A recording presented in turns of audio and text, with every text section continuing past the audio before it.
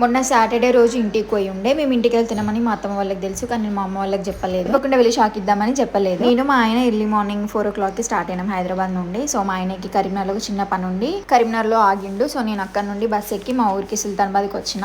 అబ్బా పెద్ద యూఎస్ యూకేలో ఉన్నట్టు షాక్ ఇద్దాం అనుకున్నదంట అని కొంతమంది అనుకోవచ్చు.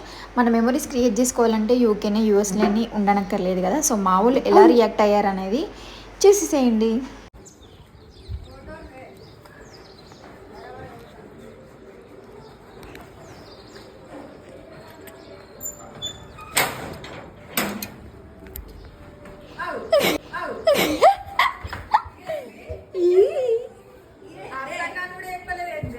చెప్పొద్దనే చెప్పలేదు.